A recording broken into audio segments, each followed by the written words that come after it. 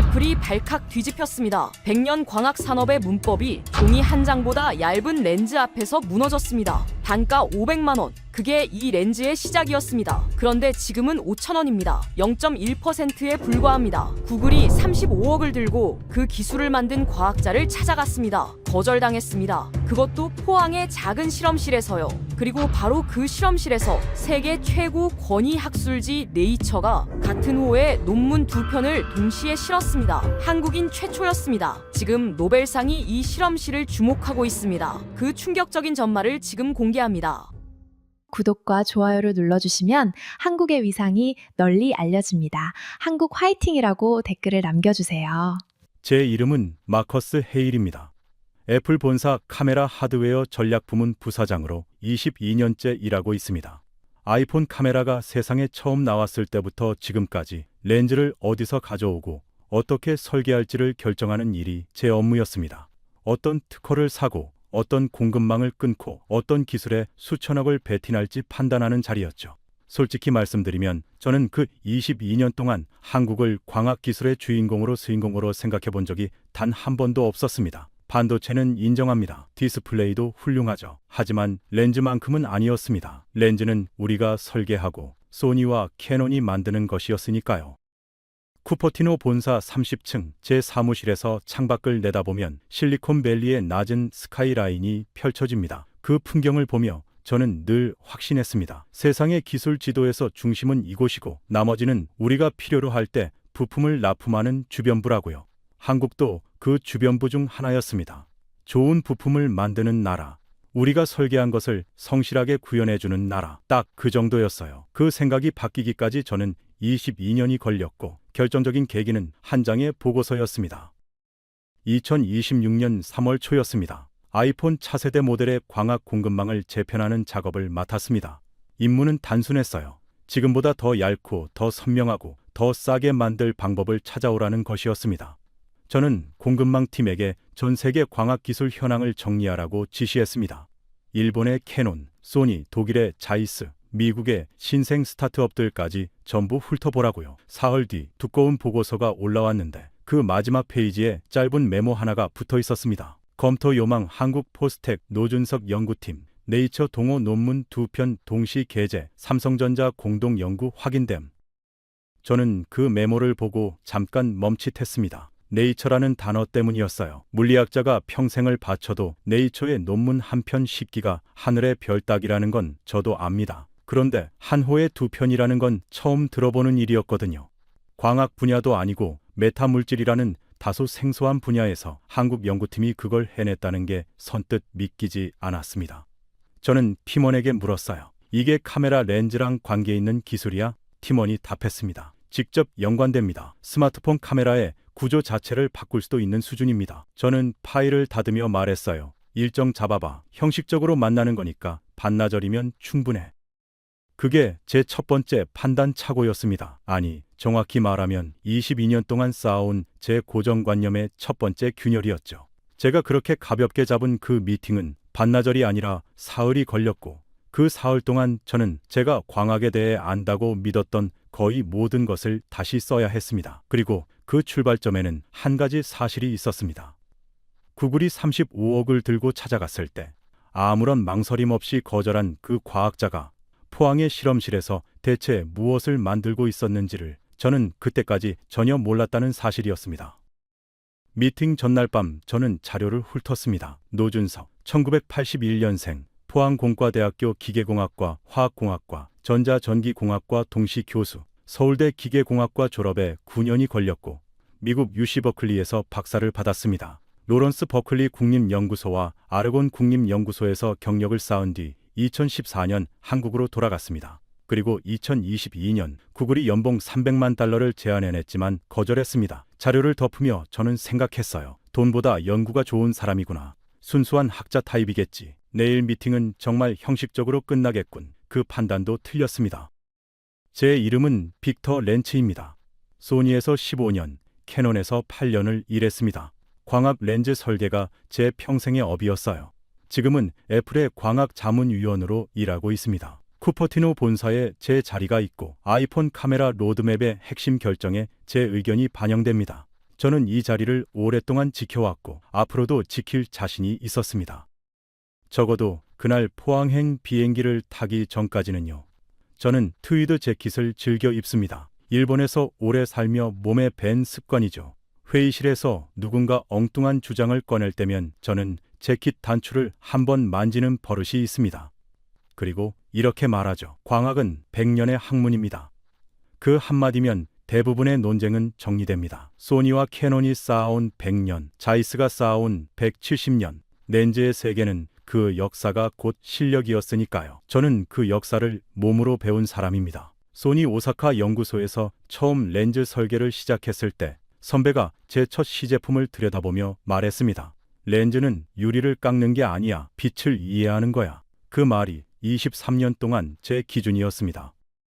마커스 헤일 부사장이 저를 부른 건 2026년 3월 중순이었습니다. 그의 사무실 창밖으로 실리콘밸리의 낮은 스카이라인이 펼쳐져 있었고 책상 위에는 두꺼운 보고서 하나가 놓여 있었습니다. 차세대 아이폰 펌 광학 공급망 재편 보고서였어요. 그가 보고서 마지막 페이지를 펼치며 말했습니다. 한국 포스텍 연구팀이 네이처에 논문을 냈는데 메타렌즈 관련입니다. 삼성전자랑 공동 연구라고 하더군요. 한번 가보죠. 저는 그 말을 듣고 재킷 단추를 만졌습니다. 광학은 100년의 학문입니다. 제가 말했습니다. 포항의 대학 연구실이 소니와 캐논이 못한 걸 해냈을 리 없습니다. 헤일 부사장이 고개를 끄덕이며 말했어요. 그래도 가봐야죠. 저는 속으로 생각했습니다. 형식적인 방문이 되겠군. 포항행 비행기 안에서 저는 메타렌즈 관련 자료를 훑었습니다. 메타 물질이라는 개념 자체는 오래됐어요. 2000년대 초반부터 투명 망토의 원리로 학계에서 주목받아온 분야였습니다. 빛의 파장보다 작은 나노 구조물을 정교하게 배열해서 빛을 마음대로 조종하는 기술이죠. 이 이론은 화려했습니다. 하지만 현실은 달랐어요. 렌즈 하나 만드는데 500만 원이 드는 기술이 어떻게 상용화가 되겠습니까? 실제로 2019년 다보스 포럼에 이 기술이 소개됐을 때도 단가가 개당 500만 원이었다는 내용이 자료에 적혀 있었습니다. 저는 그 숫자를 보고 고개를 끄덕였어요. 역시 실험실 기술이군. 아이폰에 들어가는 렌즈 모듈이 몇 달러인지 아십니까? 500만 원짜리 렌즈는 논문에서나 빛나는 물건입니다. 저는 자료를 덮으며 중얼거렸습니다. 아름다운 이론, 쓸 수 없는 기술. 20년 동안 그래왔듯이 창밖으로 한반도 남쪽 해안이 보이기 시작했습니다. 낯선 풍경이었어요. 저는 창문을 닫고 눈을 감았습니다. 포항에 내린 건 이른 오후였습니다. 공항에서 포스텍까지는 차로 30분 거리였어요. 운전기사가 창밖을 가리키며 말했습니다. 저기가 포스텍입니다. 저는 차창 밖을 바라봤습니다. 바다가 보였습니다. 영일만이었어요. 잔잔한 물결 위로 오후 햇살이 부서지고 있었습니다. 예상보다 아름다운 풍경이었어요. 그리고 그 풍경 한쪽에 포스텍 캠퍼스가 자리 잡고 있었습니다. 건물들은 생각보다 작았습니다. 서울대나 카이스트처럼 거대한 규모가 아니었어요. 조용하고 아담한 캠퍼스였습니다. 저는 마음이 조금 가벼워졌습니다. 이 정도 규모의 연구실이라면 우리가 걱정할 수준은 아니겠구나. 그 판단이 얼마나 어리석었는지는 문을 열고 들어가는 순간 알게 됐습니다. 연구동 로비에 들어서자 벽면 한쪽에 액자들이 빼곡히 걸려 있었습니다. 네이처 표지였어요. 2018년, 2021년, 그리고 2026년 4월 3개의 네이처 표지가 나란히 걸려 있었습니다. 저는 걸음을 멈췄습니다. 네이처 표지 논문 하나면 평생의 업적입니다. 그게 3개였어요. 그것도 같은 연구실에서. 2026년 4월 표지 옆에는 작은 메모가 붙어 있었습니다. 국내 연구자 최초 네이처 동호 2편 동시 게재. 저는 그 문장을 2번 읽었습니다. 한 호에 2편, 같은 연구자가 교신 저자로. 저는 재킷 단추를 만지려다 손을 멈췄습니다. 이건 형식적인 방문이 아닐 수도 있겠다는 생각이 처음으로 들었습니다. 복도 끝에서 노준석 교수가 걸어왔습니다. 40대 중반, 단정한 차림이었습니다. 악수를 청하는 손이 작고 단단했어요. 눈빛이 차분했습니다. 들뜨거나 흥분한 기색이 없었어요. 자기 연구를 자랑하러 나온 사람 특유의 들뜸이 없었습니다. 오히려 여유가 있었어요. 렌즈를 직접 보여드리겠습니다. 그가 말했습니다. 말이 필요 없을 겁니다. 저는 그 말이 거슬렸습니다. 말이 필요 없다니. 20년 경력의 광학 전문가 앞에서 그런 자신감이라니. 저는 팔짱을 꼈습니다. 그리고 속으로 다짐했어요. 어설픈 구석을 찾아내겠다고. 그게 제가 이 자리에 온 이유니까요. 하지만 그 다짐은 연구실 문이 열리는 순간 산산조각이 났습니다. 연구실 안쪽 실험대 위에 작은 유리판 하나가 놓여 있었습니다. 가로 세로 5cm 크기였어요. 투명했습니다. 아무것도 없는 것처럼 보였습니다. 노 교수가 그것을 들어 형광등 빛에 비췄습니다. 그제야 표면에 미세한 패턴이 보였어요. 나노 구조체였습니다. 빛의 파장보다 작은 구조물이 그 투명한 판 위에 빼곡히 새겨져 있었습니다. 이게 메타 렌즈입니다. 노 교수가 말했습니다. 두께는 머리카락의 100분의 1입니다. 그리고 이것 하나로 여러분 아이폰에 들어가는 8장을 대체할 수 있습니다. 저는 그 말을 듣고 웃음을 참았습니다. 광학은 100년의 학문입니다. 유리판 하나로 8장의 렌즈를 대체한다는 건 물리 법칙을 거스르는 말이었습니다. 저는 손을 내밀었습니다. 직접 들어봐도 되겠습니까? 노 교수가 건네줬습니다. 무게가 없었습니다. 거의 아무것도 없는 것 같았어요. 손바닥 위에 올려놓고 들여다봤습니다. 형광등 빛이 투과하면서 표면에서 아주 미세하게 무지개 빛이 번졌습니다. 나노 구조체가 빛을 간섭하는 현상이었습니다. 저는 그 순간 처음으로 불안함을 느꼈습니다. 이건 그냥 유리가 아니었습니다. 적어도 제가 오늘 직접 눈으로 보기 전까지는 그렇게 생각하지 못했던 무언가였습니다. 노 교수가 실험대 한쪽에 놓인 장비를 켰습니다. 프로젝터 크기의 광학 측정 장비였어요. 화면에 숫자들이 떴습니다. 저는 그 숫자를 보는 순간 미간이 찌푸려졌습니다. 해상도 수치였는데 제가 알고 있는 기존 렌즈 모듈과 비교해서 전혀 뒤지지 않는 수준이었거든요. 저는 팔짱을 풀지 않은 채 물었습니다. 색수차는요? 렌즈 설계에서 색수차는 가장 다루기 까다로운 문제입니다. 빛의 파장마다 굴절률이 달라서 색깔별로 초점이 미세하게 어긋나는 현상이에요. 고급 렌즈일수록 이 색수차를 잡는데 막대한 비용과 기술이 들어갑니다. 저는 그게 메타렌즈의 약점일 거라고 확신하고 있었습니다. 노 교수가 대답했습니다. 무색수차 메타렌즈입니다. 저는 그 말을 듣고 잠시 말문이 막혔습니다. 무색수차, 색수차가 없다는 뜻입니다. 이론적으로는 가능한 개념이었어요. 하지만 실제로 구현한다는 건 차원이 다른 이야기였습니다. 나노 구조체의 배열을 파장별로 정교하게 달리 설계해야 하고 그 설계를 오차없이 제작해야 합니다. 소니와 캐논이 수십 년 동안 도전했지만 상용화 가능한 수준으로는 만들어내지 못한 기술이었어요. 저는 마른 침을 삼키며 물었습니다. 삼성전자 패널에 직접 붙여서 테스트한 겁니까? 노 교수가 고개를 끄덕였습니다. 실제 갤럭시 디스플레이 패널로 검증했습니다. 실험실 조건이 아니라 실제 제품 환경에서요. 저는 재킷 단추를 만지려다 손을 내렸습니다. 할 말이 없었습니다. 아직 진짜 핵심을 보지도 못했는데 첫 번째 반박이 이미 막혀버린 겁니다. 저는 헤일 부사장을 힐끗 쳐다봤습니다. 그는 조용히 메모를 적고 있었어요. 펜이 멈추지 않았습니다. 헤일 부사장이 옆에서 조용히 물었습니다. 대량 생산은 어떻게 됩니까? 저는 그 질문을 듣고 속으로 안도했습니다. 바로 그겁니다. 이론이 아무리 완벽해도 대량 생산이 안 되면 의미가 없어요. 반도체 나노 공정 장비로 렌즈를 하나씩 만들면 연구실에서는 되겠죠. 하지만 아이폰은 한 해에 2억 대 이상 팔립니다. 그 물량을 감당할 수 있는 공정이 없으면 그냥 논문일 뿐이에요. 노 교수가 옆방 문을 열었습니다. 들어가 보시겠습니까? 방 안에는 롤 형태의 필름이 거대한 기계에 감겨 있었습니다. 롤투롤 나노 인프린팅 장비였어요. 노 교수가 설명했습니다. 신문을 인쇄하듯이 필름 위에 메타 렌즈를 연속으로 찍어냅니다. 1초에 300개 이상입니다. 1초에 300개. 저는 그 숫자를 머릿속으로 계산했습니다. 1분이면 1만 8천 개, 1시간이면 100만 개가 넘습니다. 아이폰 연간 생산량을 커버하고도 남는 속도였어요. 저는 기계 앞으로 걸어갔습니다. 실제로 작동하는 장면을 보고 싶었습니다. 버튼이 눌렸고 기계가 돌아가기 시작했어요. 필름이 천천히 이송되면서 나노 구조체가 새겨진 틀이 필름 위를 지나갔습니다. 도장을 찍듯이 패턴이 연속으로 찍혔어요. 완성된 메타렌즈가 필름 끝에서 하나씩 잘려나왔습니다. 저는 그 광경을 바라보며 손끝이 차가워지는 것을 느꼈습니다. 이건 실험실이 아니었습니다. 이미 공장이었어요. 저는 렌즈 하나를 손에 받아들었습니다. 아무 무게가 없었습니다.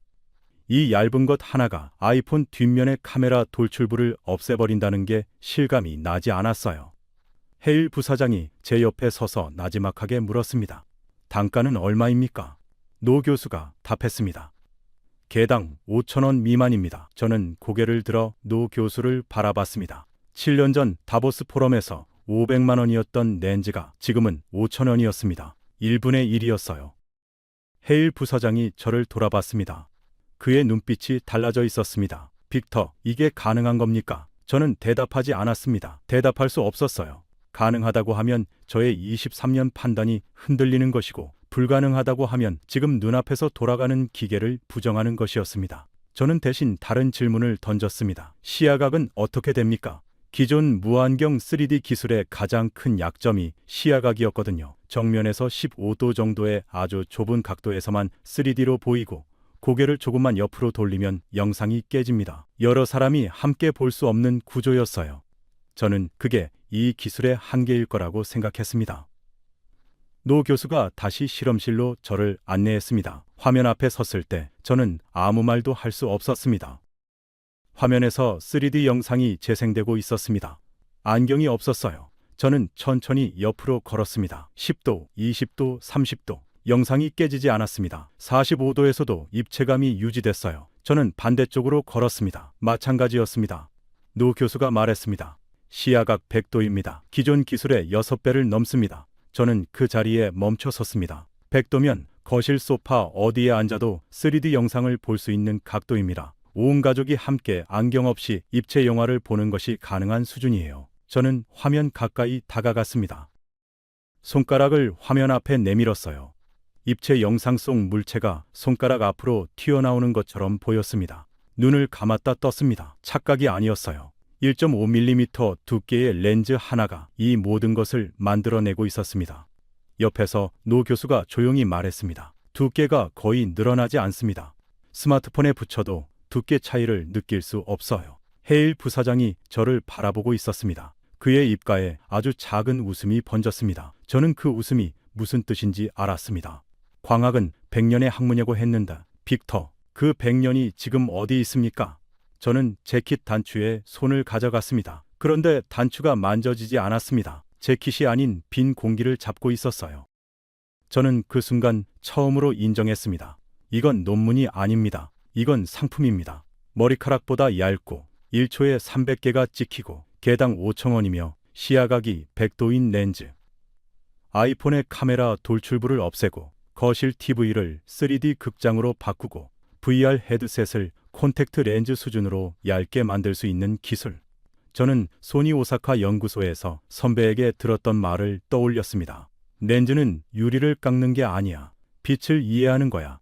23년 동안 저는 유리를 깎아왔습니다. 그런데 포항의 이 실험실은 빛 자체를 다루고 있었습니다. 헤일 부사장이 낮은 목소리로 말했습니다. 아직 다 본 게 아닙니다, 빅터. 진짜는 지금부터입니다. 저는 천천히 고개를 끄덕였습니다. 그리고 이번에는 반박할 말을 준비하지 않았습니다.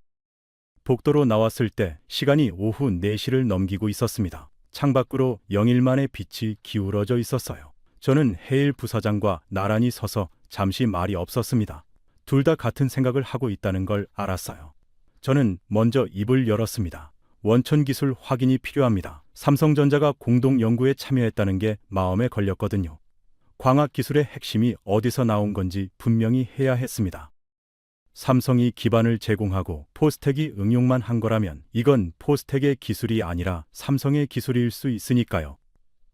헤일 부사장이 고개를 끄덕였습니다. 그 질문을 노 교수에게 직접 해봅시다. 우리는 연구실로 돌아갔습니다. 노 교수가 의자에 앉아 차를 마시고 있었어요. 저는 단도직입적으로 물었습니다. 삼성전자가 이 기술의 어느 부분을 가져왔습니까? 노 교수가 차잔을 내려놓으며 말했습니다. 삼성은 디스플레이 패널을 제공했습니다. 저는 그 말을 들으며 속으로 반박을 준비했어요. 패널이라고요? 그게 핵심 아닙니까? 하지만 노 교수의 다음 말이 그 반박을 막았습니다. 메타렌즈의 나노 구조 설계, 빛의 위상 제어 방식, 롤트롤 공정 개발, 무색 수차 구현 방법, 이 모든 것은 저희 연구실에서 나왔습니다. 삼성이 한 일은 저희가 만든 렌즈를 실제 제품 패널에 올려서 작동하는지 검증하는 것이었어요. 우리가 렌즈를 만들었고 삼성이 제품으로 검증해 줬습니다. 저는 잠시 침묵했습니다. 원천 기술은 포스텍, 제품 검증은 삼성. 그 구조가 의미하는 것을 저는 천천히 소화했습니다. 이건 삼성이 포스텍 기술을 필요로 했다는 뜻이었어요. 세계 최대 스마트폰 제조사가 포항의 연구실 문을 두드린 겁니다. 저는 마지막 카드를 꺼냈습니다. 소재 문제였어요. 메탈렌즈의 나노 구조체는 특정 소재로 만들어집니다. 그 소재가 고온에서 변형되거나 습기에 취약하다면 실제 제품에 쓸 수 없어요. 아이폰은 사막에서도 쓰이고 북극에서도 쓰입니다. 영하 20도에서 영상 40도까지 버텨야 해요. 저는 물었습니다. 내구성은 어떻게 됩니까? 고온 환경에서 나노 구조체가 변형되지 않습니까? 노 교수가 일어나서 실험대 한쪽으로 걸어갔습니다. 작은 오븐처럼 생긴 장비 앞에 멈춰 섰어요. 지난해 개발한 내열 메탈렌즈입니다. 섭씨 800도까지 구조가 유지됩니다. 저는 그 숫자를 듣고 눈을 깜빡였습니다. 800도라고요. 유리의 연화점이 700도 수준입니다. 렌즈 소재가 유리보다 내열성이 높다는 뜻이었어요. 저는 장비 쪽으로 걸어갔습니다. 샘플을 꺼내 손에 쥐었어요. 뜨겁지 않았습니다. 완전히 식어 있었지만 구조가 조금도 뭉그러지지 않았어요. 나노미터 수준의 패턴이 800도를 견디고 그대로 살아남은 거였습니다. 저는 샘플을 내려놓으며 뒤를 돌아봤습니다. 헤일 부사장이 팔짱을 끼고 저를 바라보고 있었어요. 빅터, 아직 반박할 게 남아 있습니까? 저는 대답하지 않았습니다. 반박이 없었습니다. 처음엔 무색 수차를 물었고 막혔습니다. 대량 생산을 물었고 막혔습니다. 시야각을 물었고 막혔습니다. 원천 기술을 물었고 막혔습니다. 내구성을 물었고 막혔습니다. 23년 경력이 5번 막혔습니다. 저는 천천히 실험실 안을 둘러봤습니다. 벽에 붙은 수식들, 실험대 위의 장비들, 형광등 아래서 묵묵히 실험 중인 대학원생들. 그들은 저를 쳐다보지 않았습니다. 자기 일에 집중하고 있었어요. 저는 그 풍경이 갑자기 다르게 보이기 시작했습니다. 아까 들어왔을 때는 작은 연구실로 보였는데 지금은 달랐습니다. 이곳이 세계 카메라 산업의 다음 챕터가 쓰이는 곳이었어요. 헤일 부사장이 노 교수에게 물었습니다. 애플 말고 다른 곳에서도 접촉이 있었습니까? 노 교수가 잠시 말을 아꼈습니다. 그러다 조용히 답했어요. 있었습니다. 저는 귀가 세워졌습니다. 어디서요? 노 교수가 말했습니다. 여러 곳에서요. 그게 전부였습니다. 더 이상 말하지 않았어요. 하지만 저는 알아차렸습니다. 구글이 35억을 들고 왔다는 사실을 저는 자료에서 이미 읽었습니다. 그리고 구글만이 아닐 것이라는 것도 직감했어요. 실리콘밸리의 기술 정보는 빠릅니다. 네이처에 논문이 올라간 순간 전 세계 기술 기업들의 분석팀이 그 논문을 들여다봤을 거예요. 삼성 리서치도 그렇게 찾아왔을 테고 다른 곳들도 마찬가지였을 겁니다. 저는 조용히 물었습니다. 그 제안들을 전부 거절하셨습니까? 노 교수가 고개를 끄덕였습니다. 대부분은요. 저는 그 대답 속에 담긴 의미를 생각했습니다. 대부분이라는 말은 하나는 받아들였다는 뜻이었어요. 삼성전자와의 공동 연구였겠죠. 하지만 이적 제안은 전부 거절했다는 뜻이기도 했습니다. 헤일 부사장이 저를 바라봤습니다. 그의 눈빛이 처음으로 조급해져 있었어요. 밖으로 나왔을 때 포항의 저녁 공기가 차가웠습니다. 영일만에서 바람이 불어왔어요. 저는 재킷깃을 세우며 멍하니 바다를 바라봤습니다. 헤일 부사장이 제 옆에 섰습니다. 그가 말했습니다. 빅터, 보고서를 어떻게 쓸 겁니까? 저는 천천히 입을 열었습니다. 아직 하나를 더 봐야 합니다. 헤일 부사장이 고개를 갸웃했어요. 뭔요? 저는 연구동 쪽을 바라봤습니다. 이 기술을 만든 사람이 왜 구글의 35억을 거절했는지입니다. 기술은 이해했습니다. 그런데 그 선택의 이유를 모르면 보고서가 반쪽입니다. 헤일 부사장이 잠시 생각하더니 고개를 끄덕였습니다. 그러면 내일 아침 다시 옵시다. 저는 바다를 한 번 더 바라봤습니다. 파도가 방파제에 부딪히며 흰 포마를 만들었습니다. 저는 그 포마를 보며 생각했습니다. 구글의 35억을 거절한 사람이 이 바다를 보며 무슨 생각을 했는지 내일 그 답을 들어야 했습니다. 다음 날 아침 우리는 다시 포스텍을 찾았습니다. 노 교수는 이미 연구실에 와 있었습니다. 형광등 아래 혼자 앉아 논문 초고를 검토하고 있었어요. 우리가 들어서자 그가 안경을 벗으며 일어났습니다. 저는 어제 못다한 질문이 있습니다. 제가 말했습니다. 구글이 300만 달러를 제안했을 때 왜 거절하셨습니까? 노 교수가 잠시 창밖을 바라봤습니다. 영일만이 아침 햇살에 반짝이고 있었어요.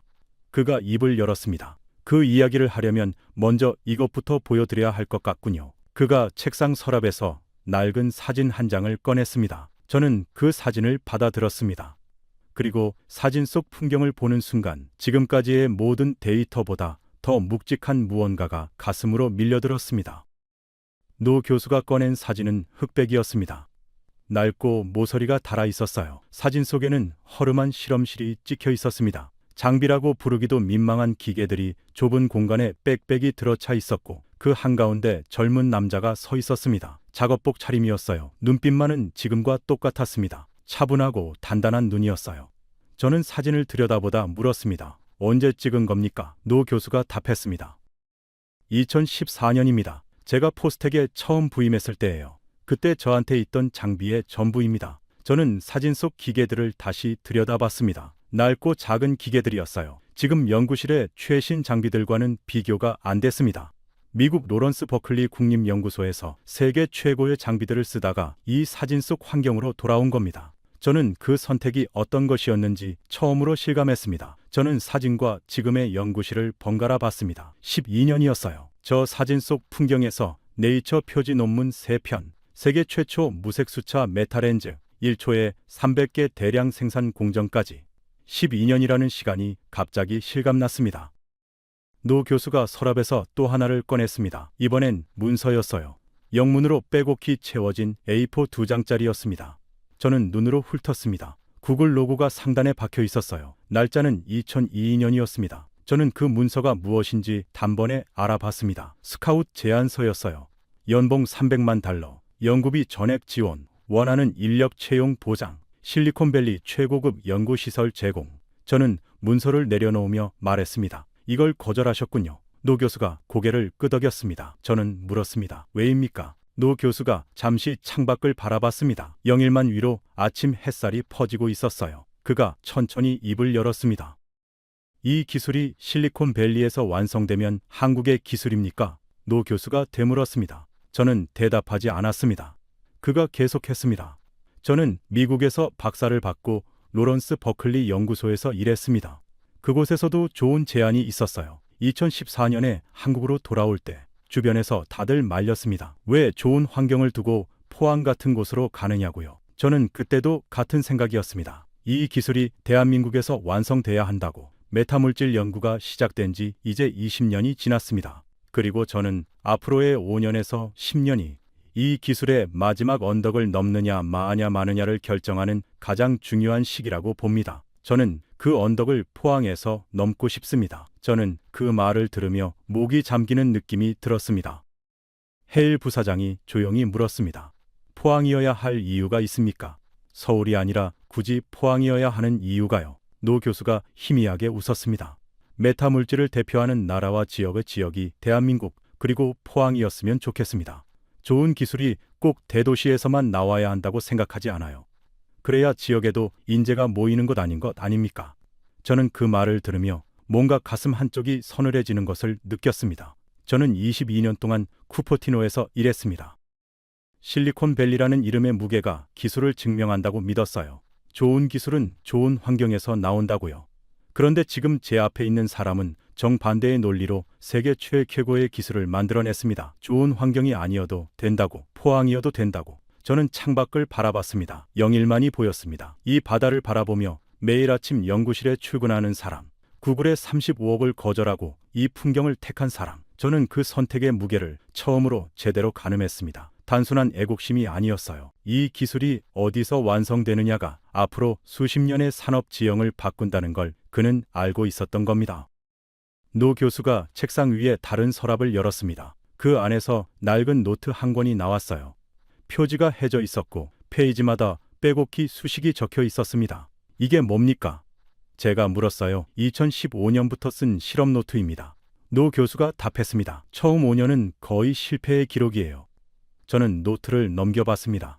페이지마다 수식과 함께 짧은 메모들이 적혀 있었어요. 실패, 다시, 소재 변경 필요, 공정 재설계, 그리고 군데군데 작은 글씨로 이런 문장들이 적혀 있었습니다. 오늘도 안 됐다. 그래도 내일. 저는 그 문장들이 눈에 박혔습니다. 세계적인 석학의 노트 안에 담긴 건 화려한 수식만이 아니었습니다. 실패를 버티며 다음 날을 기약하는 문장들이었어요. 손끝이 찌릿해졌습니다. 헤일 부사장이 노트를 들여다보다 물었습니다. 가장 힘들었던 시기가 언제였습니까? 노 교수가 잠시 생각했습니다. 2018년이었습니다. 첫 번째 네이처 논문이 나오기 직전이었어요. 당시 저희 연구팀이 개발한 나노 자기 조립 기술이 재현이 안 됐습니다. 같은 방법으로 해도 결과가 달라졌어요. 원인을 찾는데 8개월이 걸렸습니다. 그 8개월 동안 저는 이 길이 맞는 건지 스스로에게 몇 번이나 물었습니다. 그리고 구글에서 처음 연락이 온 것도 그 시기였어요. 저는 그 말을 듣고 처음으로 그의 선택이 얼마나 능동적인 것이었는지 깨달았습니다. 가장 힘든 순간에 가장 좋은 조건의 탈출구가 열렸고 그는 그 문을 열지 않았습니다. 노트를 덮으며 저는 말했습니다. 교수님, 그 8개월을 버텨주셔서 고맙습니다. 노 교수가 고개를 들어 저를 바라봤습니다. 그는 아무 말도 하지 않았습니다. 다만 눈가에 주름이 깊어졌어요. 저는 그것이 미소라는 것을 알았습니다. 저는 연구실을 나서며 복도에서 멈췄습니다. 벽에 걸린 네이처 표지들이 다시 눈에 들어왔습니다. 아까와 똑같은 자리에 걸려 있었는데 달라 보였어요. 2018년, 2021년, 2026년. 각각의 표지 뒤에 그 노트 속 문장들이 겹쳐 보였습니다. 오늘도 안 됐다. 그래도 내일. 저는 핸드폰을 꺼내 노트 속 그 문장이 적힌 페이지를 사진으로 찍어달라고 부탁했습니다. 노 교수가 흔쾌히 허락했어요. 저는 그 사진을 보고서 맨 앞에 넣기로 마음속으로 결정했습니다. 데이터보다 앞에. 이 기술의 시작이 화려한 장비가 아니라 그 문장이었다는 것을 쿠퍼티노 사람들에게 먼저 보여주고 싶었습니다. 헤일 부사장이 제 어깨를 가볍게 두드리며 말했습니다. 빅터, 보고서 어떻게 쓸지 이제 알겠습니까? 저는 고개를 끄덕였습니다. 알겠습니다. 그런데 아직 한 가지가 남았습니다. 헤일 부사장이 말한 한 가지가 무엇인지 저는 이미 알고 있었습니다. 노벨 심포지엄이었어요. 자료를 검토할 때 짧게 스쳐 지나간 내용이었는데 이제야 그 무게가 제대로 느껴졌습니다.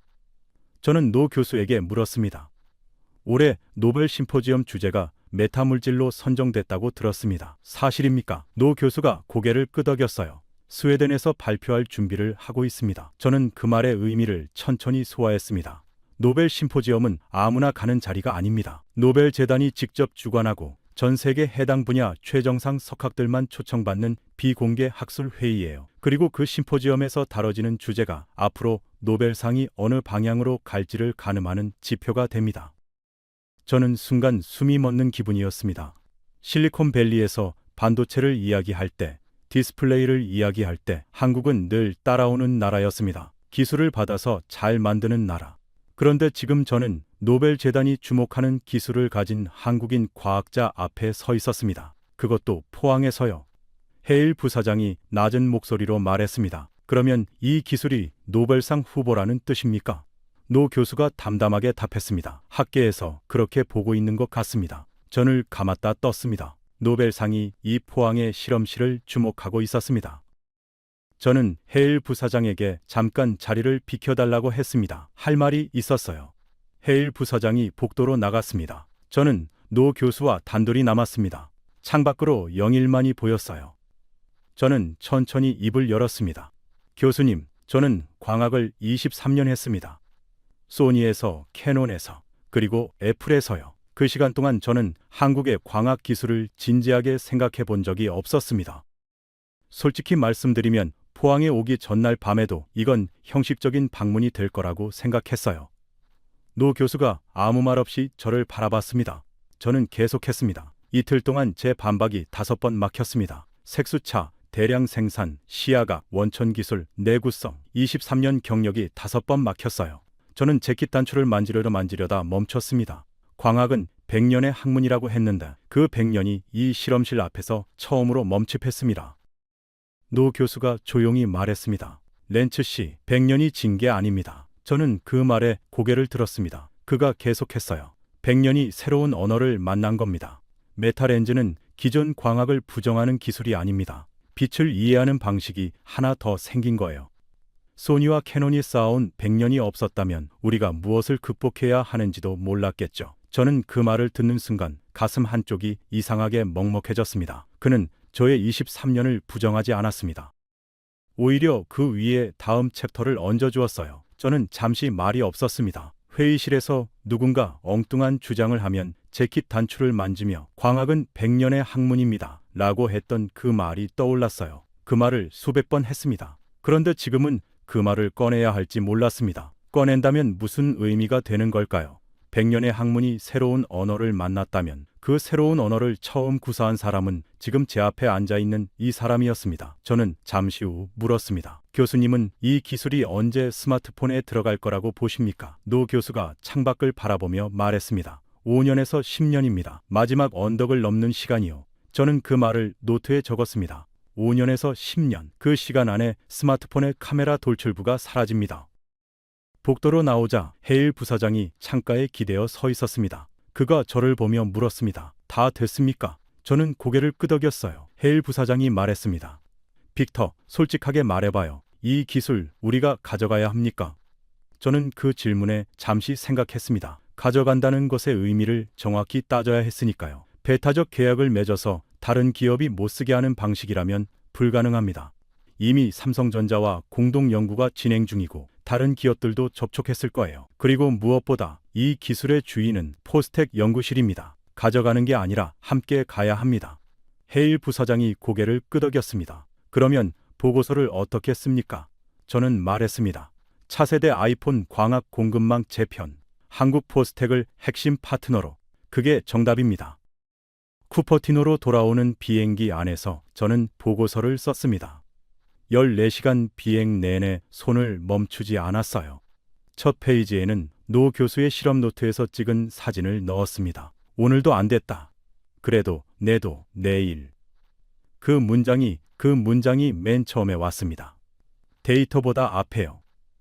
그리고 두 번째 페이지부터 숫자들을 채워 넣었습니다.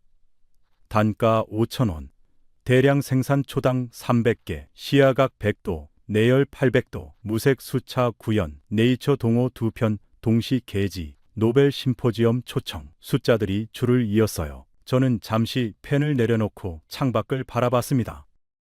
구름 아래로 태평양이 끝없이 펼쳐져 있었습니다.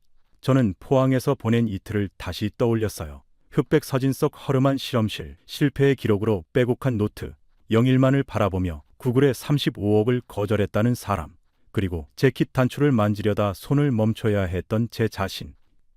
저는 보고서 결론란에 이렇게 썼습니다. 포스텍 노준섭 연구팀의 메타렌즈 기술은 스마트폰 카메라 산업의 다음 문법을 쓰고 있습니다. 애플이 이 기술의 첫 번째 파트너가 되어야 합니다. 창밖으로 구름이 흘렀습니다. 저는 펜을 내려놓고 눈을 감았어요. 비행기가 착륙하고 짐을 찾는 동안 핸드폰에 메시지가 하나 왔습니다. 헤일 부사장이었어요. 빅터, 내일 이사회 보고 있습니다. 준비됐습니까? 저는 답장을 썼습니다. 준비됐습니다. 그리고 한 문장을 더 덧붙였어요. 광학은 100년의 학문이었습니다. 하지만 다음 100년은 포항에서 시작될 것 같습니다. 공항을 나서자 쿠퍼티노의 저녁 공기가 코끝에 닿았습니다. 저는 트위드 재킷 단추를 한번 만졌습니다. 예전과 같은 동작이었지만 이번엔 달랐어요. 광학은 100년의 학문입니다. 라는 말을 꺼내려던 게 아니었습니다. 그냥 손이 거기 갔어요. 그 버릇이 이제 무엇을 의미하는지 저도 잘 모르겠습니다. 다만 포항에서 돌아온 뒤로 그 말을 꺼내는 것이 전처럼 쉽지 않아졌습니다. 이사회 보고는 다음 날 오전 10시에 시작됐습니다. 쿠퍼티노 본사 최상층 회의실이었어요. 통유리 너머로 실리콘밸리의 스카이라인이 펼쳐져 있었습니다.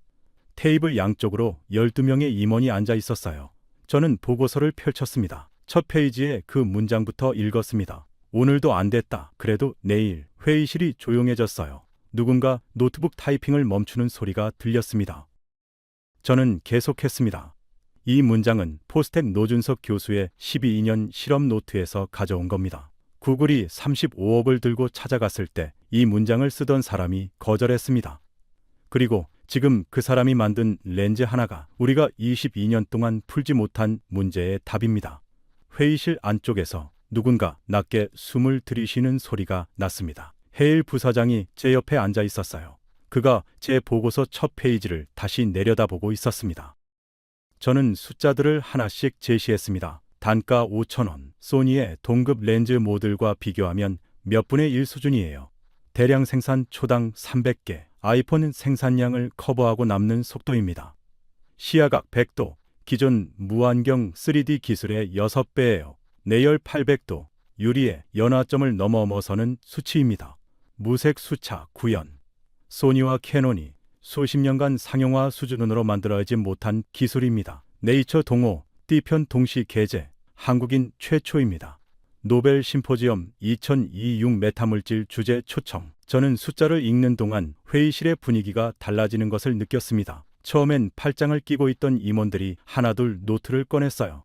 펜을 드는 사람이 생겼습니다. 테이블 맞은편 CFO가 손가락으로 숫자들을 짚으며 계산기를 두드리기 시작했어요. 저는 그 모습을 보며 잠시 말을 멈췄습니다. 이 자리에 있는 사람들이 지금 같은 것을 계산하고 있다는 걸 알았어요. 이 기술이 아이폰에 들어갔을 때의 원가 절감 규모, 그리고 경쟁사보다 먼저 탑재했을 때의 시장 가치. 저는 마지막으로 말했습니다. 우리가 이 기술의 첫 번째 파트너가 되지 않으면 다른 누군가가 될 겁니다. 이미 접촉이 있었습니다. 시간이 없어요. 회의실이 완전히 고요해졌습니다. 보고서 승인이 난 건 그날 오후였습니다. 저는 사무실로 돌아와 창밖을 바라봤습니다. 실리콘밸리의 저녁 노을이 건물 유리창들을 붉게 물들이고 있었어요. 저는 책상 위에 트위드 재킷을 걸쳐놓고 창가에 섰습니다. 포항에서 보낸 이틀이 자꾸 떠올랐습니다. 흑백 사진 속 허름한 실험실, 2014년의 젊은 눈빛, 구글 제안서를 서랍 속에 넣어두고 영일만을 바라보며 일했을 사람, 그리고 그 사람이 8개월의 실패를 버티며 적어내려간 문장들. 저는 그 문장들이 계속 마음에 걸렸습니다. 오늘도 안 됐다. 그래도 내일. 그 문장은 비장하지 않았어요. 처절하지도 않았습니다. 그냥 담담했어요. 마치 당연한 일처럼요. 저는 그 담담함이 가장 무서운 것이라는 생각이 들었습니다. 포기를 생각조차 하지 않는 사람의 담담함이었으니까요. 저는 재킷을 다시 집어들었습니다. 단추를 한번 만졌어요. 광학은 100년의 학문입니다. 라는 말이 입끝까지 올라왔다가 사라졌습니다. 대신 다른 문장이 떠올랐어요. 렌즈의 두께가 얇아질수록 그것을 만든 나라의 무게는 무거워집니다. 저는 그 문장을 소리내지 않고 한 번 더 되뇌었습니다. 저는 핸드폰을 꺼냈습니다. 노 교수에게 메시지를 보냈어요. 보고서가 승인됐습니다. 조만간 공식 연락이 갈 겁니다. 그리고 한 가지 더 드리고 싶은 말이 있습니다. 포항에서 돌아온 뒤로 저는 회의실에서 재킷 단추를 만지지 않았습니다. 광학은 100년의 학문입니다. 라는 말이 더 이상 먼저 나오지 않아요. 그 자리에 다른 문장이 생겼습니다. 답장이 왔습니다. 짧았어요. 감사합니다, 렌츠 씨. 저는 그 짧은 답장을 한참 들여다봤습니다. 그게 전부였어요. 자랑도 없고 감격도 없었습니다. 그냥 담담했어요. 역시 그 사람다웠습니다. 저는 잠시 생각했습니다. 구글에 35억을 거절한 사람, 노벨 심포지엄에 초청받은 사람, 세계 최초 타이틀을 여러 개 가진 사람. 그런데 그의 문자는 딱 5글자였습니다. 그 짧음이 오히려 더 많은 것을 말하는 것 같았어요. 자신이 하는 일의 크기를 스스로 잘 알기 때문에 굳이 떠들 필요가 없는 사람. 저는 핸드폰을 내려놓고 창밖의 노을을 다시 바라봤습니다. 렌즈의 역사를 거슬러 올라가면 400년 전 네덜란드의 안경 제조공이 나옵니다. 볼록 유리 2장을 겹쳐 먼 것을 가깝게 본 사람. 그게 망원경의 시작이었어요. 그 뒤로 갈릴레오가 하늘을 봤고 현미경이 세포를 발견했고 카메라가 빛을 붙잡기 시작했습니다. 400년 동안 렌즈는 두꺼워지고 정교해지고 복잡해졌어요. 그 400년의 흐름 안에서 일본은 가장 정밀한 유리를 갈았고 독일은 가장 정확한 광학 계산식을 썼으며 미국은 가장 비싼 카메라 시장을 장악했습니다. 한국은 그 흐름 안에 없었어요. 렌즈는 그들의 이야기였습니다. 그런데 지금 포항의 한 실험실에서 그 400년의 두께가 머리카락 100분의 1로 압축됐습니다. 유리를 깎는 방식이 아니라 빛의 파동 자체를 다루는 방식으로요. 저는 그것이 단순한 기술의 발전이 아니라는 생각이 들었습니다. 렌즈가 무엇인가에 대한 정의가 바뀐 겁니다. 400년짜리 정의가요. 그리고 그 정의를 바꾼 사람이 구글에 35억을 거절하고 영일만을 바라보며 매일 아침 실험실 문을 열었습니다. 오늘도 안 됐다. 그래도 내일이라고 적으면서요. 며칠 뒤 저는 포스텍으로 다시 연락을 했습니다. 이번엔 혼자였어요. 해일 부사장도 팀원도 없이 그냥 저 혼자 포항에 갔습니다.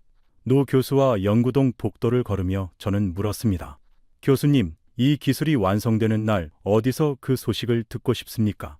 노 교수가 잠시 생각했어요. 그리고 말했습니다.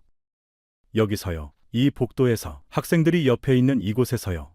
저는 그 답을 듣고 더 이상 묻지 않았습니다. 그가 왜 구글에 35억을 거절했는지, 왜 서울이 아니라 포항이어야 했는지, 왜 이 좁은 복도를 12년째 걷고 있는지. 그 모든 질문의 답이 그 한 문장 안에 있었어요. 렌즈가 완성되는 날 그 소식을 가장 먼저 함께할 사람이 학생들이어야 한다는 것. 화려한 발표장도 실리콘밸리 무대도 아니라 이 복도에서 저는 복도 끝 창문 쪽으로 걸어갔습니다. 영일만이 보였습니다. 파도가 방파제에 부딪히고 흰 포말이 일었다가 사라졌어요. 저는 그 풍경을 바라보며 오래 서 있었습니다. 렌즈의 두께가 얇아질수록 그것을 만든 나라의 무게는 무거워집니다. 포항을 떠나는 차 안에서 저는 창밖을 오래 바라봤습니다. 영일만이 점점 멀어졌어요. 그리고 저는 그 바다를 오래 기억할 것 같다는 생각을 했습니다. 지금까지 애플 광학 자문위원 빅터 렌츠가 포항에서 마주한 이야기였습니다. 구글의 35억을 거절하고 포항의 실험실에 남은 한국인 과학자, 그가 12년 동안 영일만을 바라보며 쌓아올린 기술이 지금 세계 카메라 산업 400년의 문법을 다시 쓰고 있습니다. 머리카락보다 얇은 렌즈 하나가 오늘도 안 됐다. 그래도 내일이라는 문장이, 그리고 노벨상이 주목하는 그 포항의 실험실이 대한민국이 만들어가는 다음 챕터입니다. 이 이야기가 마음에 닿으셨다면 곁에 있는 소중한 분들과 함께 나눠주세요. 작은 자부심이 큰 힘이 됩니다. 구독과 좋아요도 부탁드립니다. 지금까지 감동 라이프였습니다. 감사합니다.